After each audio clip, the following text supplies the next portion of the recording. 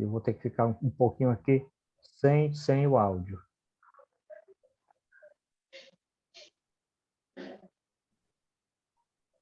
Certo, já começou a... Já está gravando. Está gravando. Doutor André, pode preparar. Vamos começar, né? É 8 horas aqui em ponto, bem britânico. Bom, então, boa noite a todos, confrades e confreiras de todo o Brasil, dando continuidade à Sociedade Brasileira de Médicos Escritores, dando continuidade ao seu projeto de eventos virtuais 2021. Nós vamos ter hoje a palestra do Dr. André Bastos Gugel, bibliófilo, poliglota, professor, e a palestra do professor André é a História de Roma, contada por Eutrópio, parte 1, Os Reis Romanos. Doutor André. Boa noite a todos. Um prazer estar aqui mais uma vez na Sociedade Brasileira de Médicos e Escritores. Preparei aqui uma breve apresentação para vocês sobre história romana, mas nós vamos discorrer especialmente sobre um historiador e vamos também corrigir um erro histórico. Esse historiador chama-se Eutrópio. No começo do estudo das humanidades aqui no Brasil, ele era muito estudado, muito lido. Era considerado quase como um livro-texto que todos os alunos liam assim que já tinha algum conhecimento de gramática latina. Assim que ele já sabia como era a estrutura, a gramática, ele já podia ler Eutrópio. Mas o que acontece? Há um preconceito muito grande, não só aqui nos departamentos de clássicos no Brasil, mas no mundo todo, que afirma que não são dignos de estudo os autores que não são da chamada época de ouro. Existe uma época de ouro da literatura latina e grega também, que aconteceu no século I a.C. Aí que estão escritores como Cícero, Júlio César, Sêneca.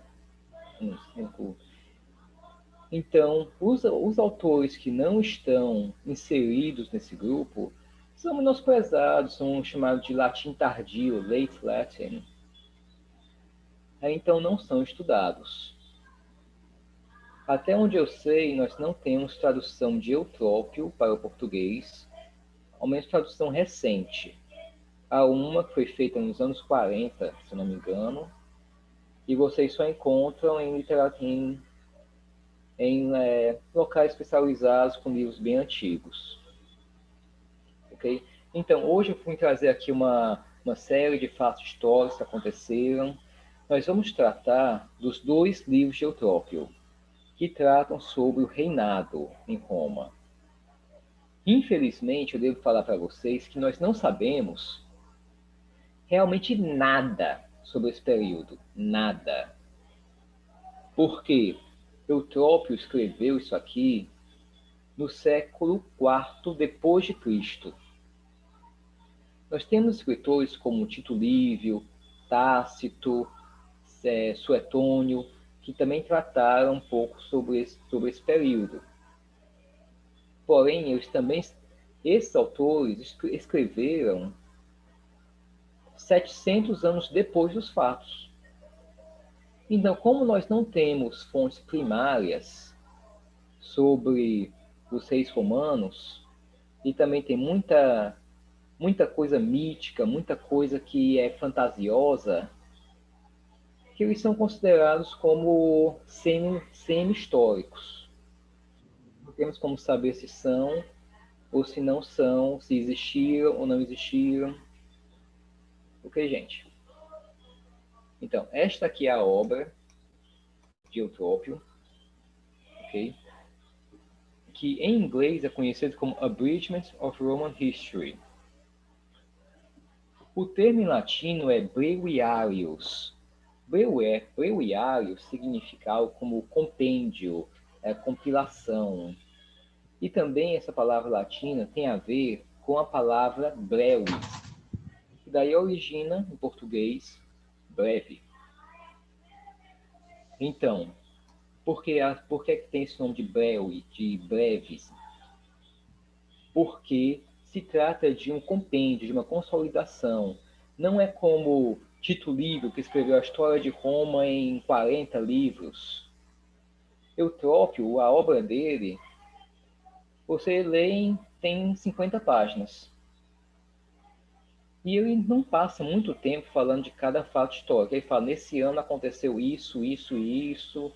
Às vezes ele dá, no máximo, 3 ou 4 parágrafos, como Júlio César, ou sobre o Imperador Augusto, ele dá mais coisas. Mas nos parágrafos em si, são curtos, ok?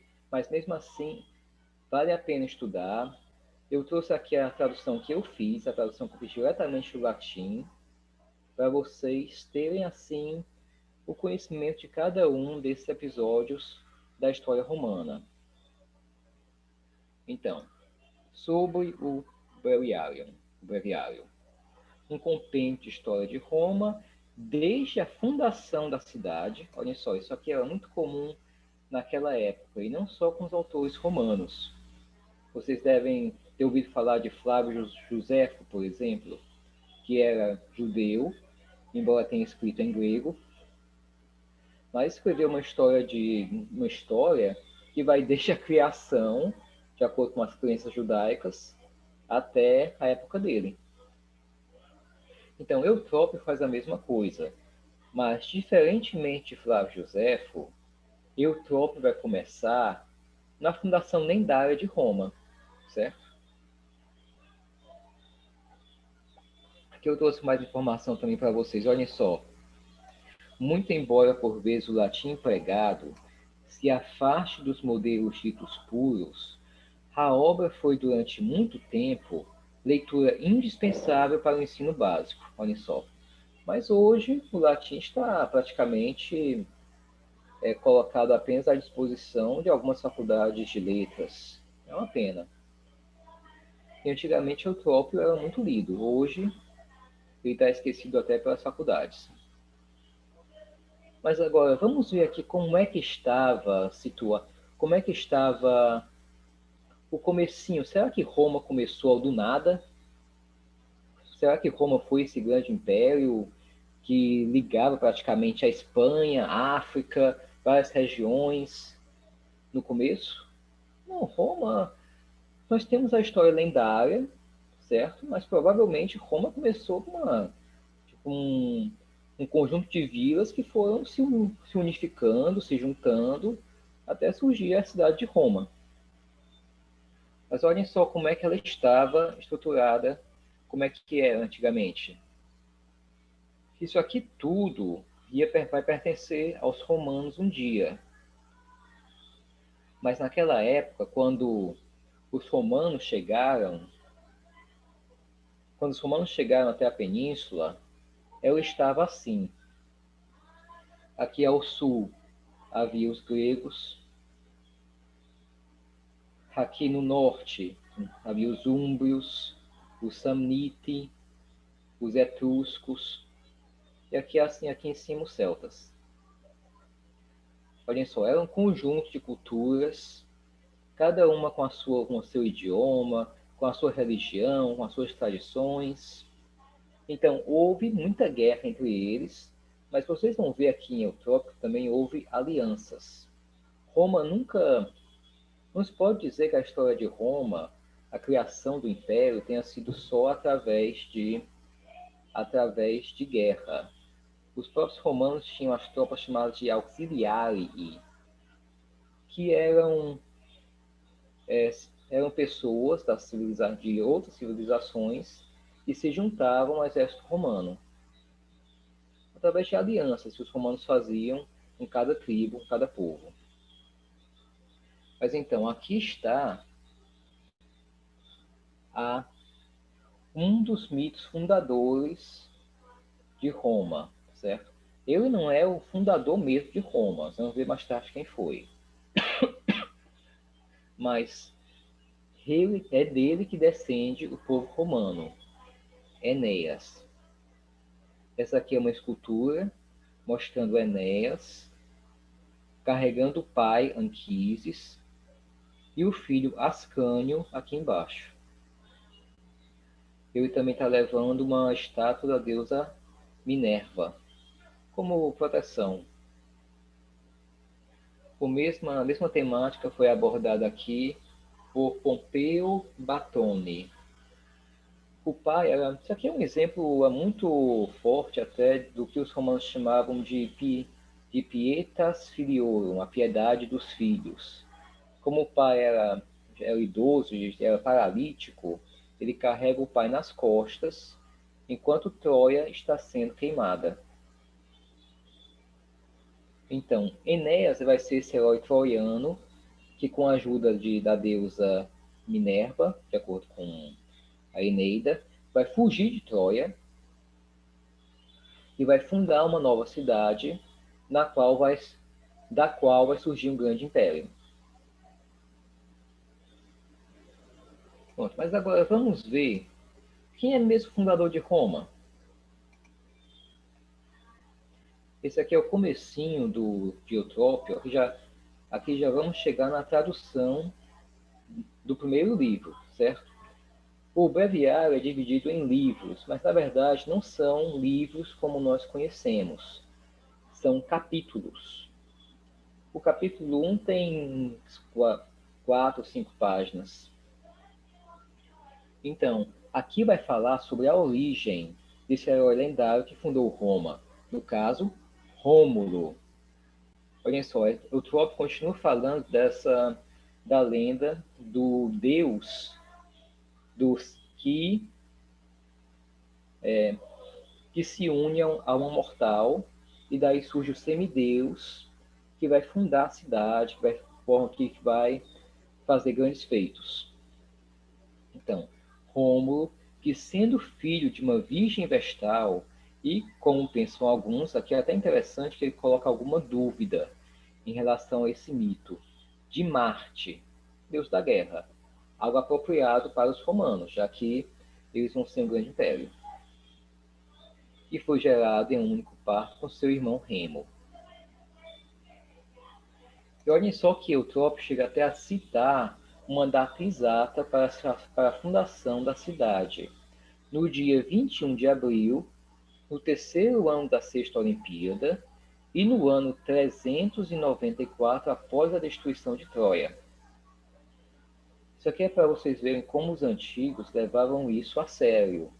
Quando a gente ouve falar em Guerra de Troia, hoje a gente pensa logo em que é lenda. É uma história mítica, com deuses, com magia, monstros. Mas os antigos realmente acreditavam nisso, piamente que isso aconteceu. Dia 21 de abril é considerado o dia da fundação de Roma. Então, Eutrópio não fala, mas alguns de vocês devem ter ouvido falar que, assim como muitas outras temáticas em outras culturas, é comum nessa fundação de uma cidade ocorrer um fratricídio, porque Rômulo vai matar o irmão Remo, ok? Mas Eutrópio vai omitir essa parte.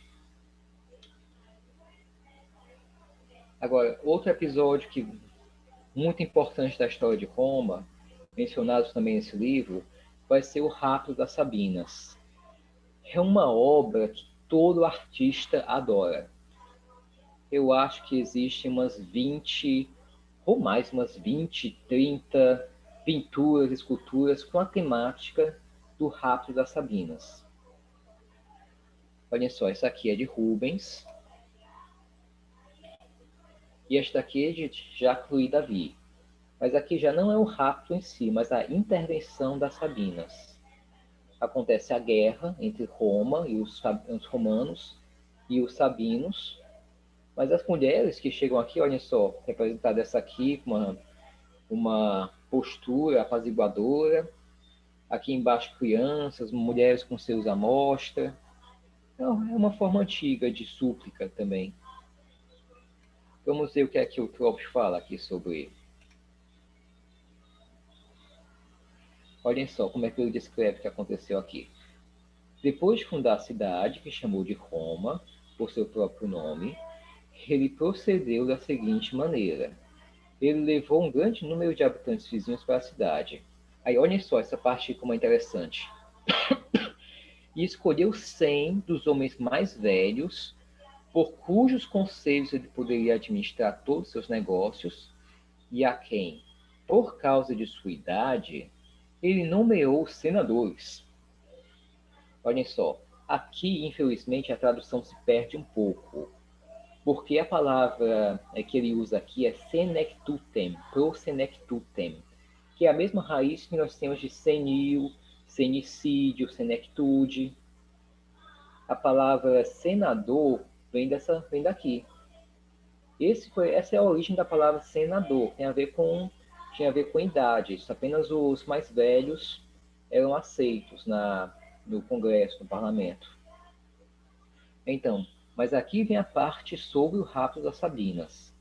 Em seguida, como ele e seu povo precisavam de esposas, ele convidou as tribos vizinhas da cidade para uma exibição de jogos e agarrou suas jovens. Aí, aqui não foi só Sabina, não. Foram vários povos que circundavam Roma. Agora ele conclui como é que foi a morte de Rômulo. E visto que, depois de uma tempestade que repentinamente surgiu, no 37º ano do seu reinado, ele não foi mais visto. Acreditava-se que ele havia sido trasladado aos deuses, e por isso foi deificado. Então, Rômulo desapareceu, e as pessoas concluíram que não, ele deve ter sido... Ele ascendeu até os deuses. Então, Rômulo foi deificado. Em outras fontes mencionam Rômulo como um deus Quirites. Ok, gente. Então, este foi o primeiro rei romano. Mas, se ele realmente existiu, ninguém sabe nada. Ok? E também é importante que eu fale para vocês que aqui pode ter um pouco de história. Porque, como eu falei, nem sempre os romanos faziam só guerra. Eles faziam alianças. E Rômulo reinou em Roma através de uma biarquia, em que o rei Tito, o rei Tati, o rei dos Sabinos, alternava o reino com Rômulo. Então, possivelmente, se isso aqui tem história, aconteceu alguma aliança aqui. Mas aí eles aumentaram, colocaram isso do rapto das Sabinas.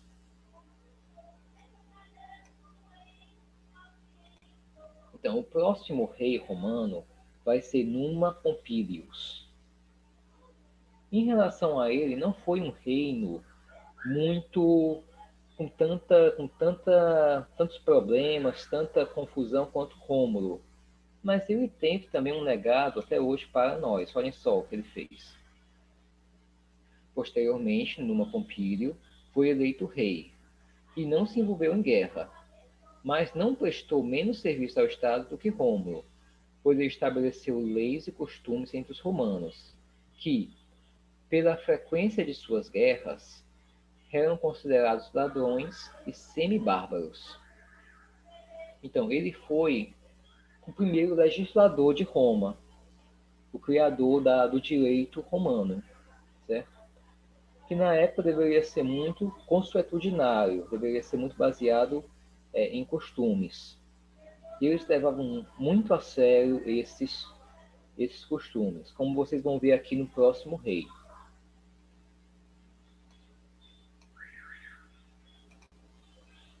O próximo rei do qual vamos falar é Túlio Hostílio. E até esse nome Hostílio já tem a ver com a raiz hos, que em latim significa algo como hostil, inimigo. Porque esse sim fez muitas guerras, ele anexou muitas regiões da península a Roma. Olhem só como é que Eutrópio descreve.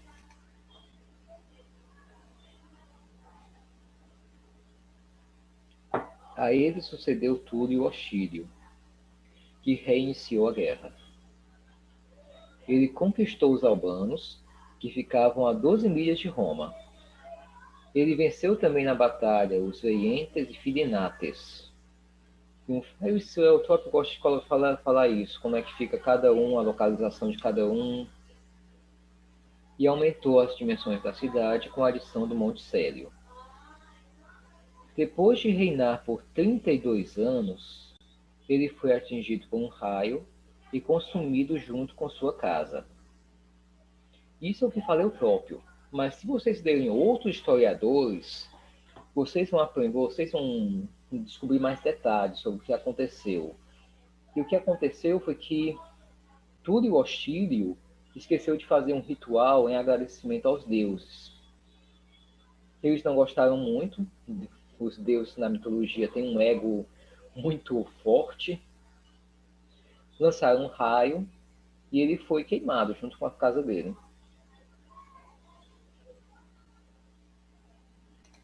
Aí ele sucede Anco Márcio. Vamos ver como é que Eutrópio descreve Anco Márcio. Posteriormente, Anco Márcio, neto de Numa, sucedeu ao trono.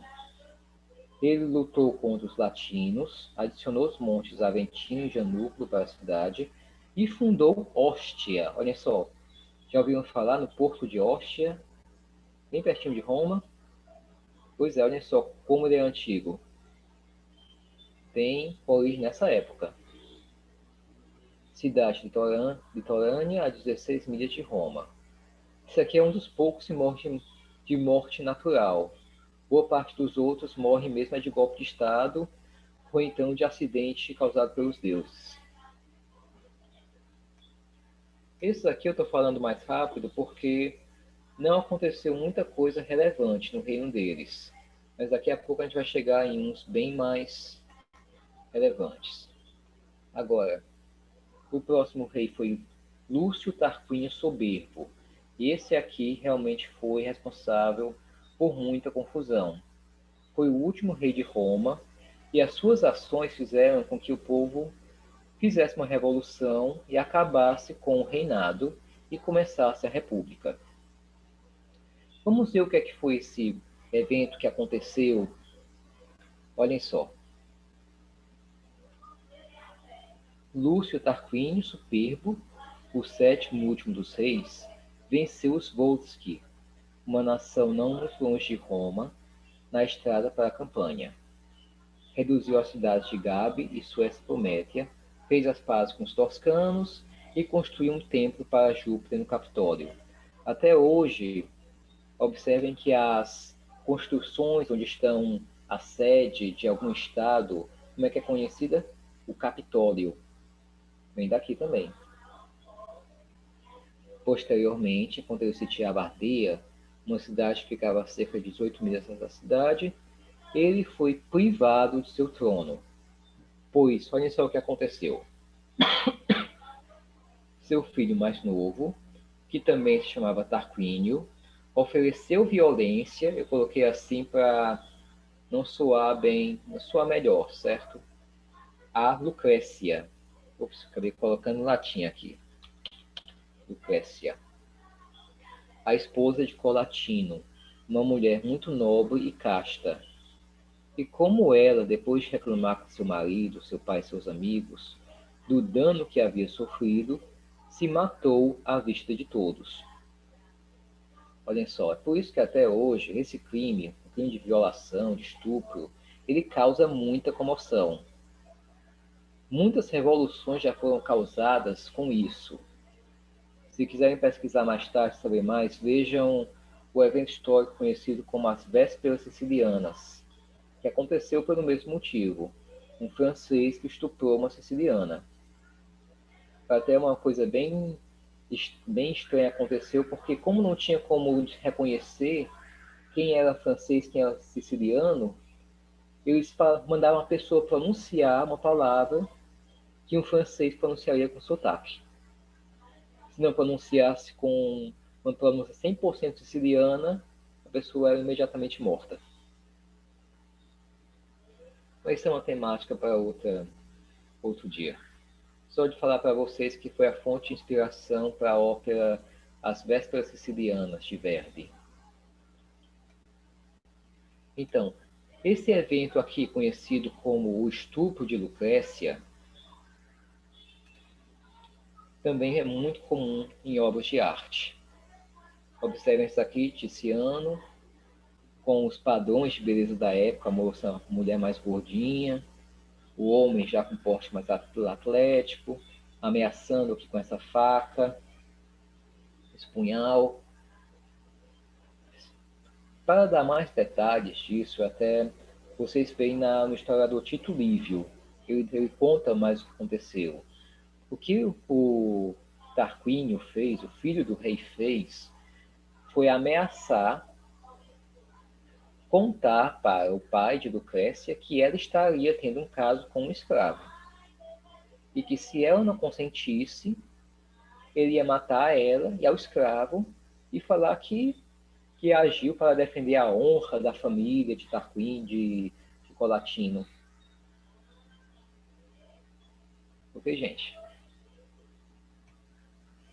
Então, além dessa obra aqui, nós também temos várias outras.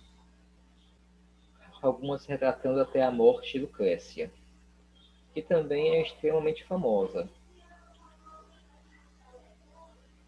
Mas então, o que aconteceu aqui depois que houve esse estupro? Ela se mata na frente de todos. Ocorre uma grande comoção no povo romano e surge uma pessoa que vai liderar essa rebelião, que é o cônsul Lúcio Júnior Bruto, que até onde sabemos ele não tem nenhuma correlação, não é da mesma família, é porque eles são lendários, ninguém sabe ao certo se existiram, mas não tem parentesco com o Bruto, que foi também o que matou César, embora a história seja parecida. E os dois, na sua visão, estariam lutando contra um tirano.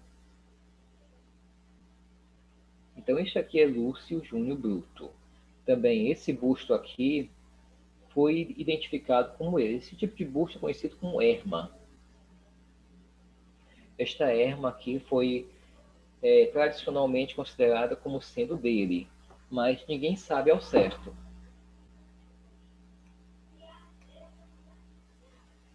Agora, outra obra que traz um episódio famoso, mas omitido por Eutrópio, são os lictores trazendo os corpos dos filhos de Brutus. O que aconteceu aqui?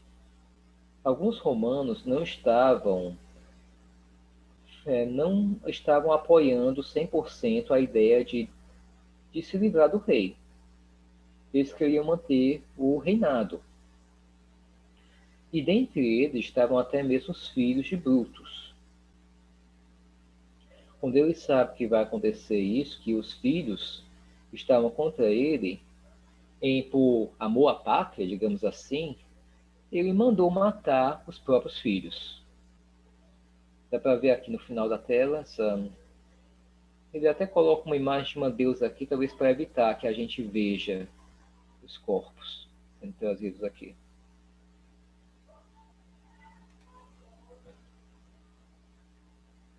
Vamos ver como é que o Eutrópio trata isso aqui. Em consequência, Brutus, que era parente de Tarquínio, provocou uma insurreição entre o povo e privou Tarquínio de sua autoridade régia. O exército também, que estava engajado com o rei no cerco de Ardea, logo o abandonou. E o próprio rei, indo para a cidade, encontrou os portões fechados para ele e, após ter reinado por 25 anos, foi forçado a fugir com sua esposa e filhos. O problema é que o rei não ia aceitar isso. Ele não ia aceitar ser deposto. Então ele vai voltar para Roma com seus apoiadores e vai haver uma guerra civil. Seria, assim, a primeira guerra civil entre os romanos. E na história de Roma, guerra civil é só o que acontece. Uma vez eu tive uma discussão com o professor querendo saber qual foi o maior inimigo dos romanos. A gente chegou à conclusão que o maior inimigo dos romanos foram os próprios romanos. Porque se a gente contar a quantidade de pessoas de romanos que morreram nas guerras civis, seria muito mais do que os mortos por gauleses, germânicos, egípcios, africanos, porque eles se metiam muito em guerras civis, a mais sangrenta sendo a guerra civil que participou Júlio César. Houve uma confusão tão grande até em relação ao tempo que Júlio César precisou criar um novo calendário. Daí surgiu o calendário juliano. Mas que foi só uma parte para vocês. Continuando aqui o que fala Eutrópio. Essa aqui é uma gravura bem interessante que mostra o juramento de Bruto. Aqui vocês podem observar quem seria essa figura aqui no centro, sendo lamentada, sendo por mulheres, seria a própria a moça que foi estuprada, certo?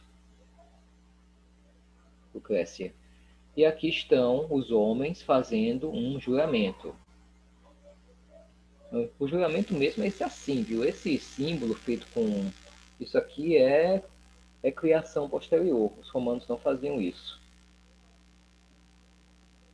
Então, como o filho do rei cometeu esse crime bárbaro, os romanos passaram a fazer um juramento que, de acordo com o historiador Lívio, foi feito pelo próprio Bruto, que eles não iriam, posteriormente, nenhuma hipótese, aceitar que houvesse um rei.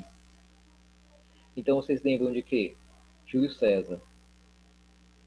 Por que é que os conspiradores mataram César?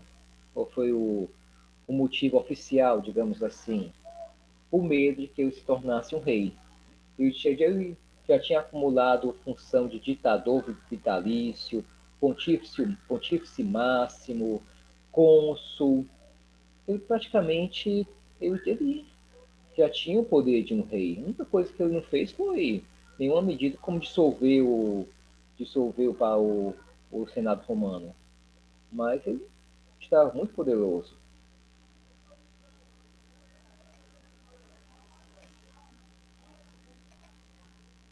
Pronto, aqui é uma passagem bem interessante de Eutrópio, que vai mostrar qual foi o final dessa guerra, o que é que aconteceu.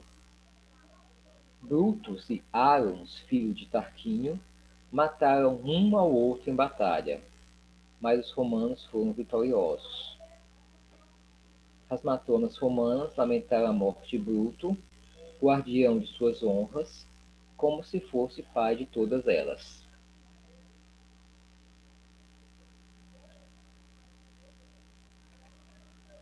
Pronto, gente. Então foi assim que o reinado acabou e surgiu o império. Mas esses aqui que nós estamos tratando são os dois primeiros livros de Eutrópio. Então, ele não acaba esses livros com o fim do reinado. E tem ainda mais alguns fatos históricos interessantes que eu trouxe aqui para vocês. Um fato muito interessante, foi até inspiração para uma peça de Shakespeare, é a história de Coriolano. Okay? Gravura do artista Graven Hamilton. Olhem só que mostra aqui um homem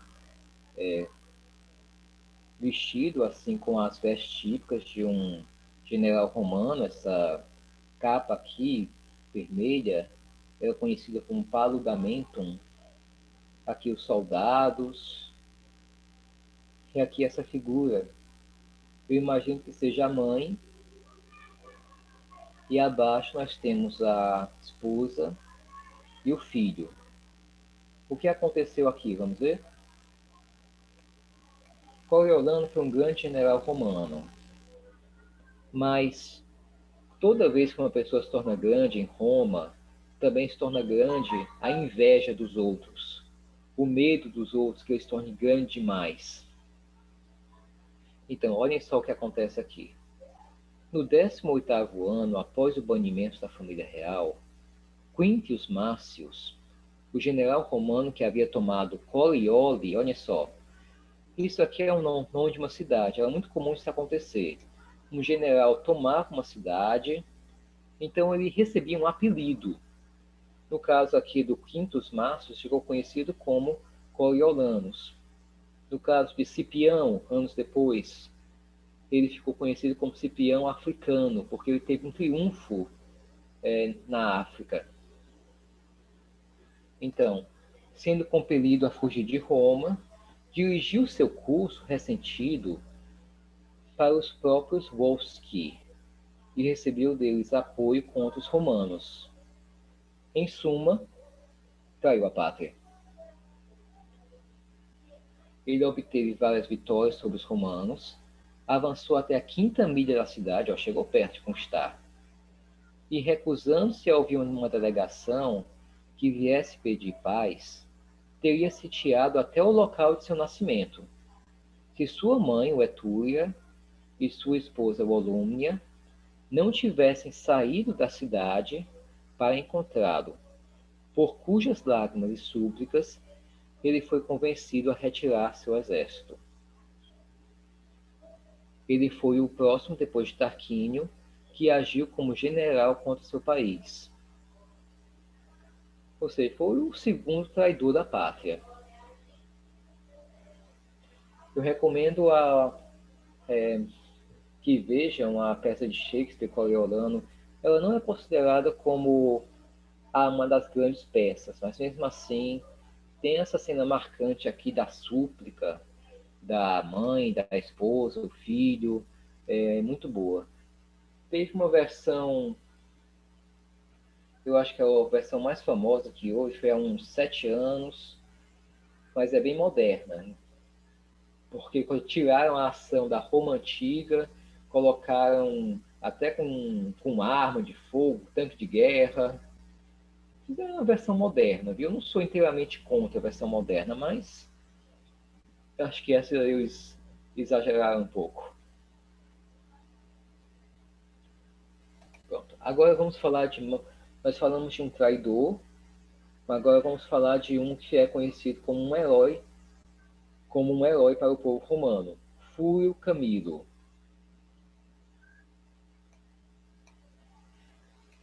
Aqui, mais um general que também teve várias vitórias, mas a história se repete. As pessoas começam a desconfiar dele, tem medo que ele chegue a ficar muito poderoso, inventam algumas histórias sobre ele. Vamos dizer isso aqui. 20 anos depois, o povo de Wei reiniciou as hostilidades. Isso aqui é mais uma tribo que circundava a Roma antiga, a Roma mais primitiva. Fúrio Camilo foi enviado como ditador contra eles, que primeiro os derrotou na batalha, e então, após um longo cerco, tomou sua cidade, a mais antiga e rica da Itália. Em seguida, ele tomou Falice, uma cidade não menos importante. Mas olhem só o que acontece, de acordo com Metrópio.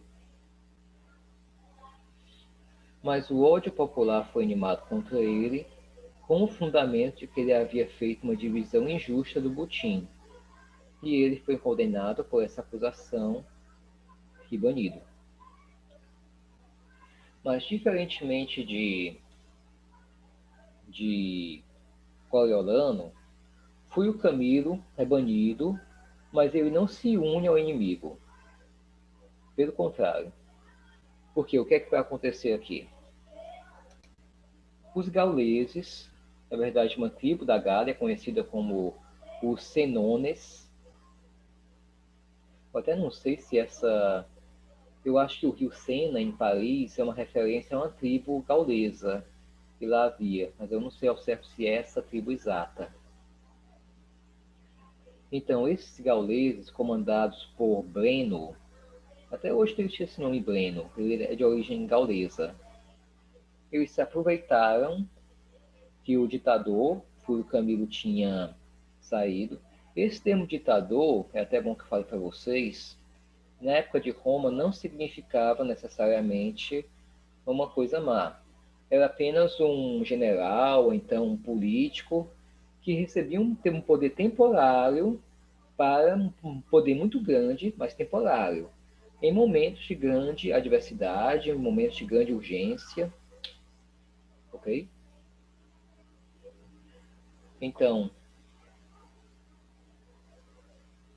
aqui eu coloquei uma expressão latina que já chega a ser até citada algumas vezes, não só em oportunidades mais sérias, mas também até em sátiras, como no Asterix.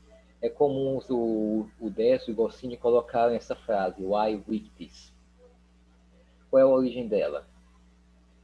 Quando os gauleses chegaram perto de saquear, destruir Roma, eles fizeram um acordo com os romanos para que eles pagassem um resgate. Roma pagava um resgate em ouro, então os gauleses não iam destruir a cidade. Eles trazem balanças para pesar o ouro, mas por mais ouro que os romanos colocassem lá, as balanças não ficavam iguais. Então os romanos começaram a desconfiar, não, tem algo errado aqui. Por mais dinheiro que colocava, balanças não ficavam do mesmo jeito. Quando eles reclamam com o Breno, o que é que o Breno faz? Ele pega a espada e coloca na balança. E de acordo com o Tito Livio, ele falou essa frase aqui. Claro, talvez ele soubesse um pouco de latim, não sei. Não é impossível. Isso aqui significa algo como ai dos vencidos. Quer dizer o que então? Quer dizer que os romanos, como eram os vencidos, eles não tinham direito a nada. Ele coloca a espada lá e fala, ó, vocês vão ter que pagar o que eu quiser aqui. Ok? Então nós temos essa erma aqui, esse busto de Breno, e temos também a obra de Paul Jamin. Vamos ver como é que o Trópio descreve esse acontecimento.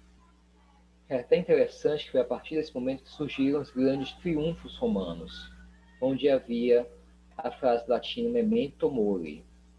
Olhem só o que acontece.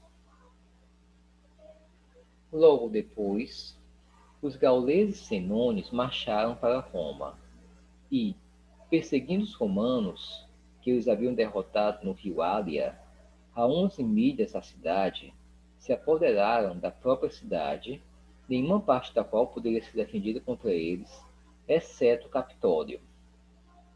Depois de terem sitiado por muito tempo os romanos, e os romanos estarem sofrendo com fome, Camilo, que estava exilado em uma cidade vizinha, atacou os gauleses inesperadamente e deu-lhes uma severa derrota. Posteriormente, ao receberem uma quantia em ouro para desistir ao cerco do Capitólio, recuaram. Camilo, no entanto, perseguiu-os e derrotou-os com tal matança que recuperou tanto o ouro que lhes fora dado, como todos os estandartes militares que tinham tomado. Assim ele entrou na cidade pela terceira vez em triunfo e recebeu o apelido de um segundo Rômulo, como se ele também tivesse sido o fundador da cidade. Praticamente ele salvou Roma. Então, gente, foi assim que surgiu esse termo memento mori, que até hoje é usado por instituições religiosas, se não me engano. Uma tradução dele seria algo como lembra-te que és mortal. Na verdade, lembra-te de morrer, de que vai morrer. Até a tradução é um pouco difícil. Isso aqui é um imperativo futuro, isso aqui é um infinitivo. Mas o isso significa?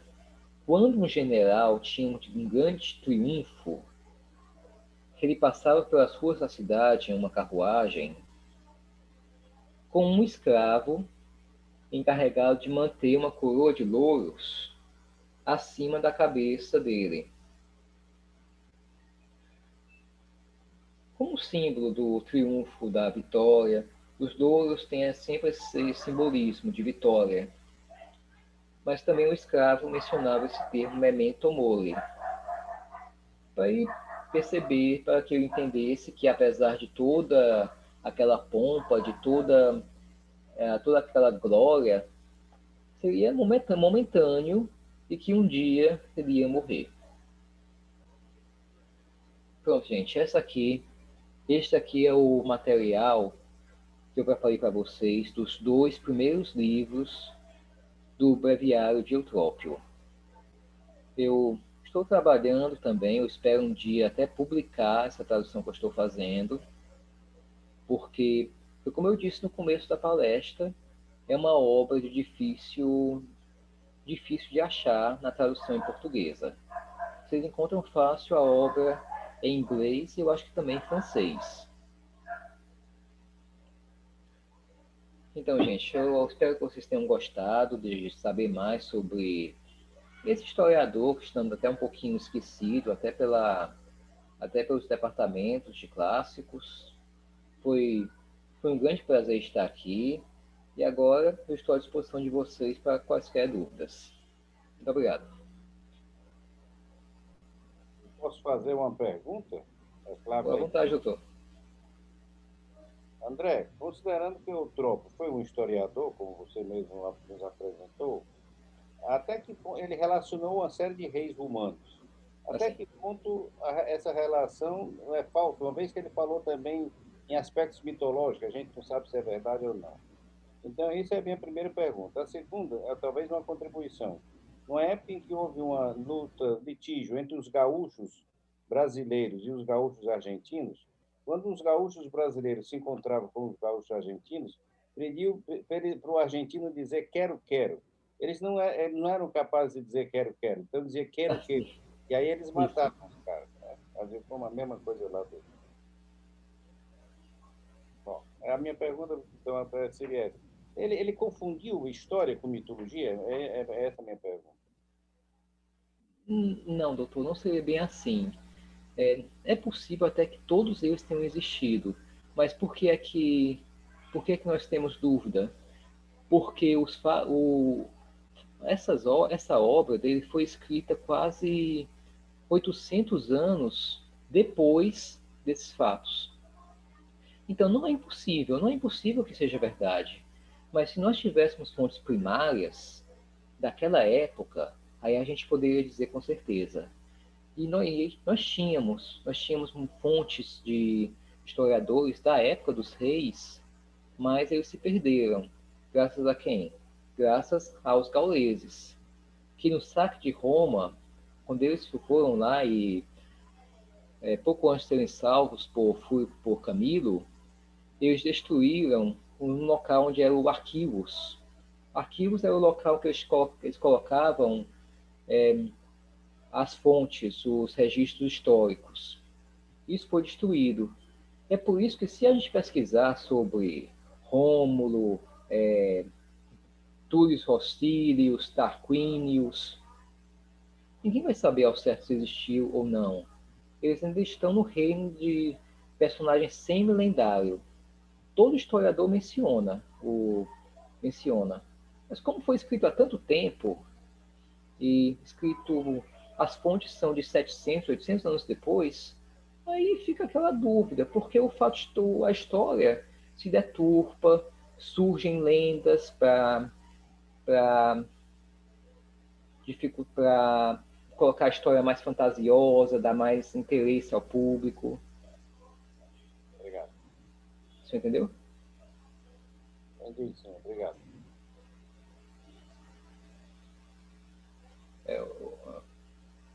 Marcelo, ligue seu som. A gente aprende na história que o principal legado do Império Romano foi o direito. quando é que o direito aparece na história romana? É na República ou já vem desde o período dos reis romanos? Ah, sim, ótima pergunta. O direito consuetudinário, esse direito vindo de costumes, tradições, que é muito vinculado a religiões, tem a sua origem nos reis. Foi até, não sei se vocês ainda conseguem ver aqui os meus slides. Conseguem? Foi esse rei aqui, o Numa Pompílio, que foi o criador dos ritos romanos. Esses ritos estavam muito vinculados ao próprio direito. Foi na época dele também que surgiu a... Não sei se eu posso escrever aqui, no chat, né? Se quiserem pesquisar depois, pesquisem sobre a Lei das 12 Tábuas, que também foi mais ou menos nesse período. Nós temos as 12 tábuas mesmo, só existem fragmentos delas pequenos, mas baseado em outros juristas, tem como reconstituir e ter alguma ideia de como era feita, como era esse direito ancestral dos romanos.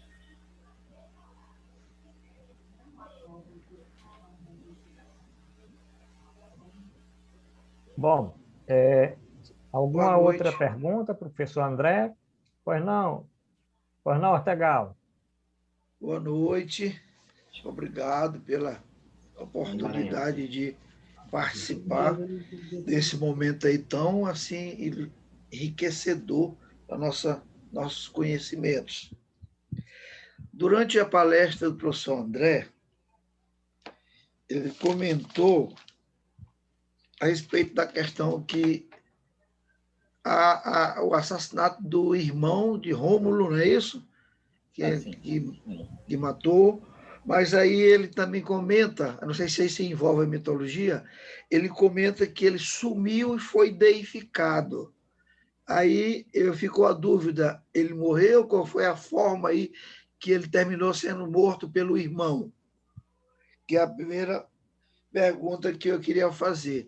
E a segunda é quando é comentado que no 10º ano após o banimento da família real foi que surgiu o Império.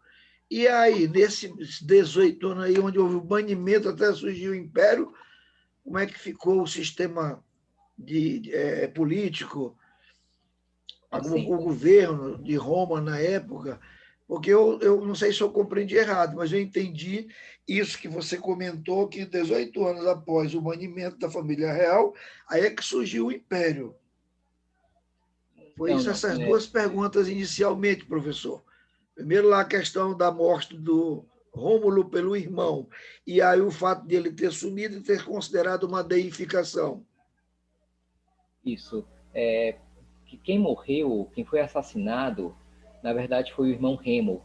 Foi Rômulo quem matou Remo. Remo, isso, verdade, eu anotei até aqui. Rômulo vai matar o irmão Remo, exato. Eu até anotei isso. E aí, quando acontece isso é muito comum na mente dos povos da antiguidade. Quando acontece uma coisa que eles não sabem explicar, não tem uma explicação lógica, eles às vezes consideravam que o que aconteceu foi algo mágico. Então aconteceu uma grande tempestade e Rômulo se perdeu. Rômulo nunca mais foi visto. Então eles associaram na mente deles que Rômulo teria se unido ao pai dele. Vocês lembram que eu falo que o Eutrópio fala que o Rômulo é filho de quem? De Marte, com uma humana, a Rhea Silva. Então eles imaginam isso, que ele voltou para os deuses. Agora, em relação à sua segunda dúvida, bem relevante, é que a guerra aconteceu anos depois. Primeiro o rei foi banido. Aí ele conseguiu aliados e anos depois ele volta e aí tem a guerra, na qual Bruto, o cônsul, é morto. E, na verdade, depois que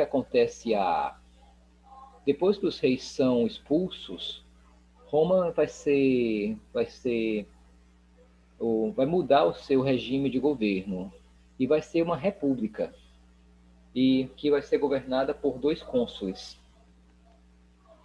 Então, durante esses 18 anos, foi um cônsul Brutus foi o primeiro cônsul romano.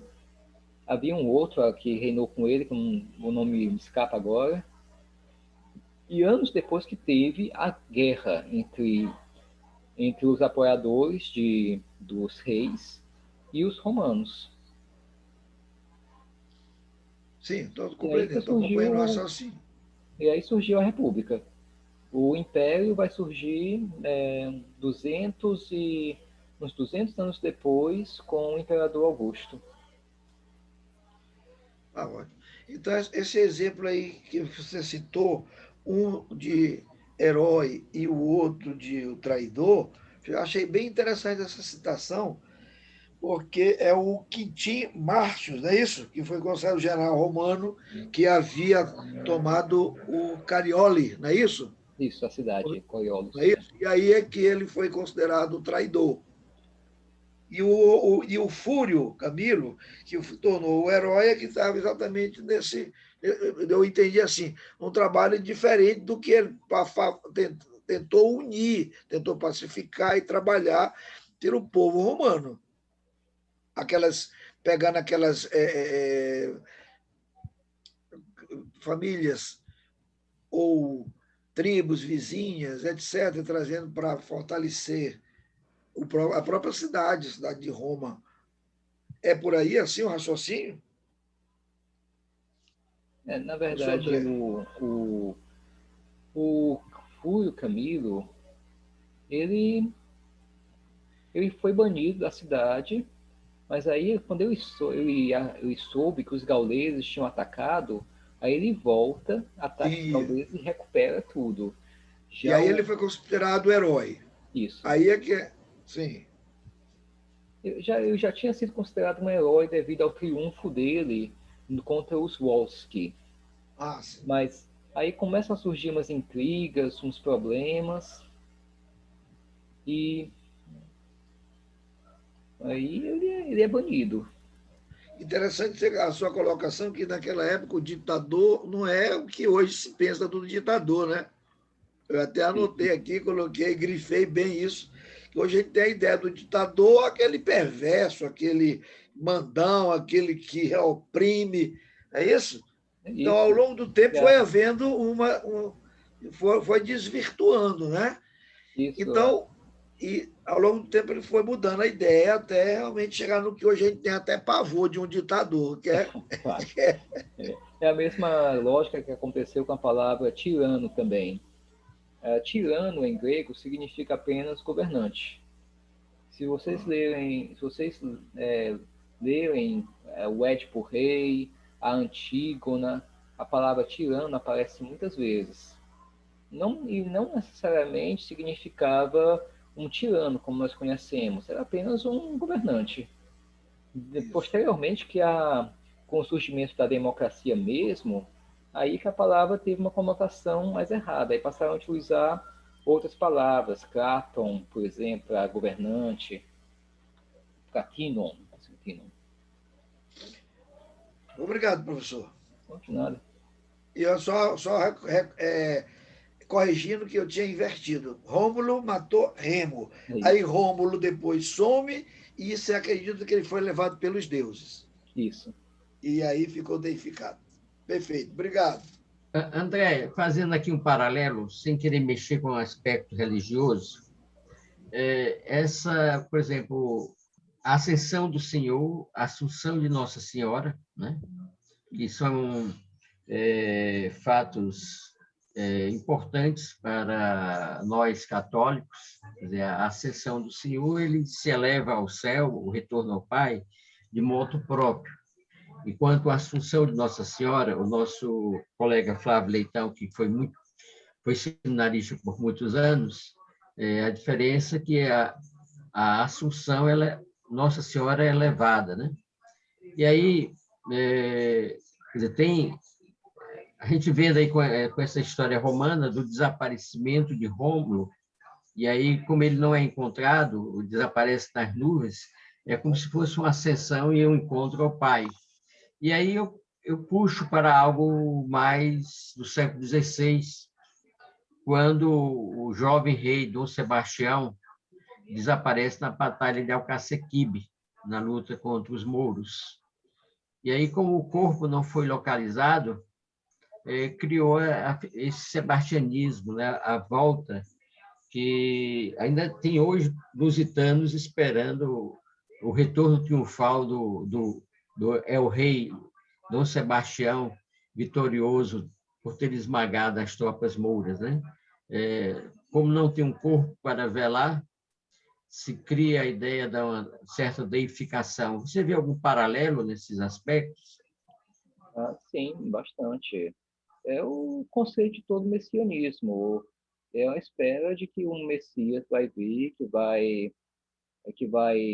reformar a sociedade, que vai fazer com que o império volte a ser volte à sua glória anterior. Eu tenho um professor que me contou uma vez que na Mongólia alguns acreditam que Gengis Khan, ou uma reencarnação dele, vai voltar um dia para que eles voltem a ser um grande império. Isso é muito comum. O rei lendário, Arthur, também há a lenda que ele está em Avalon, descansando, e um dia ele vai retornar. Essas crenças em messianismo são muito comuns eu acho que em toda parte do mundo. Como eu moro no prédio que o nome é Valor, vou fazer uma pesquisa aqui, ver se eu encontro. Na verdade, André, pode ir embaixo no subsolo, não sei. André, primeiramente eu queria parabenizar a sua palestra.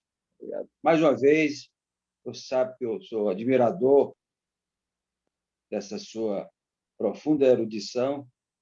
E nessa linha do pensamento aí do professor Marcelo Gugel, vou fazer uma pergunta, ela é bem simples, mas eu gostaria de ouvir de você. Rômulo matou o irmão. Tem alguma associação ou remete a alguma ideia de que Caim matou Abel? Assim, isso aí tem muito a ver com mitologia comparada, doutor. Que eles fazem muitas comparações assim. Em várias culturas, esse fratricídio acontece. Então, há uma fundação de uma cidade, a fundação do mundo, e esses dois irmãos lutam para saber quem vai ter mais poder. E um acaba matando o outro. Acontece também com Rômulo e Remo, Caim e Abel. No clássico hindu, Mahabharata, acontece também um fratricídio, embora eles não saibam, eles não tenham noção de que é o irmão deles. Isso é muito comum assim, na mitologia. Obrigado. Né? Com licença aqui, então, vou fazer uma pergunta, principalmente agora, inicialmente, quero dizer, parabenizar, como fez o Dr. Sebastião Diógenes, ao André Bastos Gugel, pela excelência da palestra, não só desta, como das anteriores, com que ele vem brindando a todos nós sobramenses, não só do Ceará, mas de todo o Brasil. A propósito disso, ainda na linha de raciocínio do Dr. Flávio Leitão, eu gostaria de pedir a opinião dele a respeito dessa linha um tanto tênue e nebulosa que separa o mito do fato, e essa nebulosidade tão mais intensa quanto mais remota é o episódio a que nos referimos. Então, eu lhe pergunto, doutor André, se nos escritos do Eutrópio ou noutros historiadores, se fala alguma coisa daquilo que me remete à mais remota informação que tenho sobre Roma, exatamente de Rômulo e Remo, eles ambos que foram amamentados por uma loba, não é isso? Então, eu lhe pergunto, onde é que está isso escrito aí no Eutrópio ou noutros que seja do seu conhecimento? Vários historiadores tratam dessa temática. Além de Eutrópio, tem Tito Livio, Tito Livio é praticamente o historiador assim mais famoso, porque ele tem uma obra muito extensa. Se não me engano, são 28 livros, autor, e livros grandes sobre a história romana. E todos esses historiadores tratam da fundação de Roma por Rômulo e Remo, Alguns falam da loba, no caso de Eutrópio, por exemplo, ele omite, mas todos falam, é um mito de fundação. Mas agora, como é que vamos saber se é verdade ou não? É difícil. E algo interessante para vocês saberem é que a palavra loba, em latim, ela pode significar tanto um animal, como pode... Aqui não tem nenhum menor de idade, eu posso falar. Até hoje o termo lupanar, em português, é encontrado ainda na CLT, na Consolidação das Leis Trabalhistas, vem desse termo lupa, em latim, que na verdade significava uma prostituta. Então, o próprio, acho que é Suetônio, historiador, fala que não foi loba nenhuma, mas foi uma prostituta chamada de Lupa Capitolina. Daí vem também a história do Capitólio, que encontrou os gêmeos e amamentou. Para vocês verem que, às vezes, o mito ele pode ter história em mito e vice-versa. Pode existir algo que nós consideramos como história e, na verdade, é mito. Muito bem. André, André, Incrível. Eu passo, a Ana Margarida quer falar, depois eu falo. Por favor, Ana Margarida. não, eu queria parabenizar o André, né, pelo vasto conhecimento que ele tem de história. E só falando aqui de uma curiosidade, que a lei das 12 tábuas foi elaborada por pressão dos plebeus na República Romana, né, em 451 a.C. E essas tábuas ficavam expostas no fórum para toda a população ter acesso. Isso eu acho interessante. Parabéns, viu, André? Obrigado. Muito boa a sua apresentação. André, eu tinha vontade de fazer essa pergunta e eu não sabia como fazê-la. Mas o Walter Miranda me deu assim o mote. Quando ele falou essa associação, o mito, o que é mito, o que é realidade. Aí eu disse, então eu vou fazer essa pergunta baseado nisso. Que em termos de mito, a gente vê cada obra de arte bonita, belíssima, essa relacionada com a sensualidade, as bacanais, pode-se dizer até as orgias, sempre tem menino no meio dessas festas. Só uma forma de menino mesmo, uma forma de cupido. Na época, existia, de fato, alguma coisa real de participação de crianças nessas orgias, nessas bacanais? Doutor, aí é uma pergunta bem interessante, porque nós não sabemos o que acontecia nos rituais de orgias, de bacanais. Ninguém sabe ao certo se houve um pouco de difamação em relação às tradições pré-cristãs, pelos cristãos, sabe? E algumas coisas criaram, por exemplo, os símbolos do diabo, Satanás. Os símbolos dele são os símbolos greco-romanos, o tridente, o chifre, o rabo, certo? Então, possivelmente, a história de essas orgias bacanais fossem coisas assim, ninguém sabe com que frequência eram feitas, ninguém sabe se envolvia crianças, eu acho que não. Os romanos, eles respeitavam muito assim, a ideia de consentimento, idade de consentimento, sabe? Que era de 13 anos para meninas e de 16 para meninos, se não me engano. Por boa parte da história romana. Mas, quando a gente vai falar que aconteceu um bacanal de artistas, de não sei quem, às vezes a gente vai falar isso. Esse termo bacanal é apenas uma festa dedicada ao deus Baco. O que acontecia lá, ninguém sabe ao certo. Existe uma peça chamada as Bacchae, que realmente fala que as mulheres... As bacantes, isso, desculpa, doutor, confundi com a de... Existe outra peça chamada Bacchae, essa é as bacantes, muito obrigado, em que eles falam que umas pessoas se embriagavam de substâncias, de vinho, de drogas, e enlouqueciam mesmo, porque buscavam um êxtase religioso assim, é quase uma loucura. Mas com que frequência aconteciam, com que, quais povos praticavam, isso ninguém sabe. Não temos como saber. Muito bem. E Obrigado. também é o que eu falei, que eu chamo de história forense, que é levar em consideração que os relatos que nós temos dos bacanais envolverem essas coisas, de sexo, de drogas, essas coisas todas, foram escritos na era cristã. Eles tinham todo o interesse de falar que os pagãos, que os pré-cristãos eram libertinos, não tinham autocontrole. Isso não é verdade. Os romanos pregavam muito para autocontrole. Obrigado, André. Bom, eu quero agradecer o professor André, parabenizar pela palestra de hoje, lembrar a todos os sobrambistas que no dia 12/7 nós vamos concluir esse primeiro ciclo do nosso projeto cultural da Sobrames, com a palestra também do professor André Bastos Gurgel, As Musas na Arte e na Literatura. Estão todos convidados para o dia 12 de julho. 12 de julho, As Musas na Arte e na Literatura.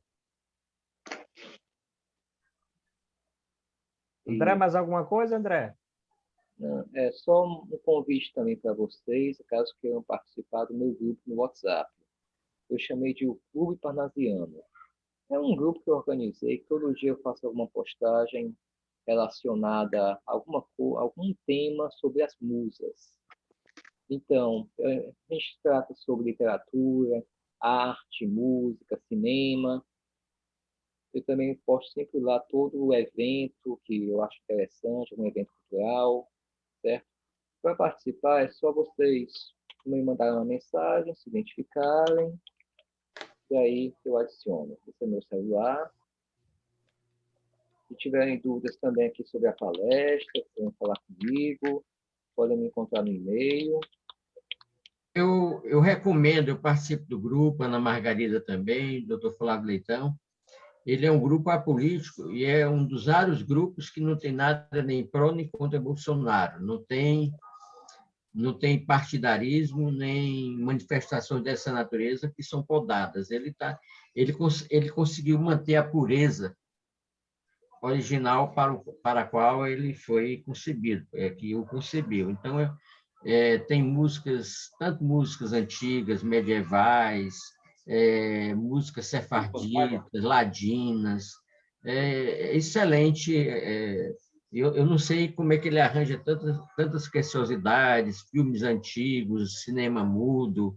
Realmente é um WhatsApp que está preservado e eu espero que não entre no grupo quem começar a postar temas políticos que sejam indutores de cisão. Então, ele tem sido bem preservado. Vale a pena participar desse grupo. Não tem postagens do tipo religiosa, parabéns pelo aniversário, não tem. Ele é bem cultural, realmente, e de coisas muito bonitas que são postadas, de arte, realmente dá gosto acompanhar as postagens que aparecem lá. Professor André, o número é 99924. Isso, são 3 9. 99924 7878. Talvez vocês estão em outro estado. 78. Eu estou aqui no Maranhão, então o DDD lá é? Aqui é 85. 85, tá ótimo. Eu vou mandar mensagem identificando para poder ser adicionado. Ótimo. Quero lhe parabenizar pela palestra, eu assisti a primeira e vim correndo para assistir essa segunda, que realmente eu gostei. Quero lhe dizer da gratidão de estar sorvendo esses conhecimentos aí e parabenizá-lo mais uma vez pelo incentivo cultural que você está dando, passando essas informações que realmente são interessantes e que a gente não pode ficar desconhecendo. E você está me dando essa oportunidade. Brilhante sua palestra. Obrigado. Obrigado, senhor. Bom, obrigado a todos. Até o próximo dia 14 12. de julho. É 12, Arruda. Dizer que esse nosso programa, daqui a pouco, a Ana Margarida vai publicar na página da Sobrames do Ceará. Não é isso, Ana Margarida? Vídeo? Pois não, Ortegal? Eu vou baixar o vídeo, mas tem 2 na frente. Amanhã já vai estar publicado. Hoje não vai dar tempo. Okay. Amanhã eu publico. Porque teve uma reunião anterior a essa e eu estou baixando e ainda vou publicar. E, Arruda, você falou 12 de julho. É 12 ou 14? 12, né? Deixa eu ver aqui. 12, tem razão. É 12, que é a segunda-feira. 12 de julho. Segunda-feira de julho. Confirmado. Amanhã de manhã o vídeo já está na página do blog da Sobrando. No canal do YouTube, né? E também no blog. Tchau. Obrigado a todos e até a próxima edição do nosso projeto. Boa noite. Boa noite. Tchau. Até a próxima.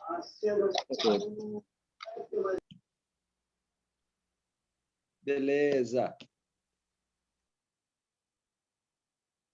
Eu vou encerrar aqui para todos. Tá. Valeu. Valeu.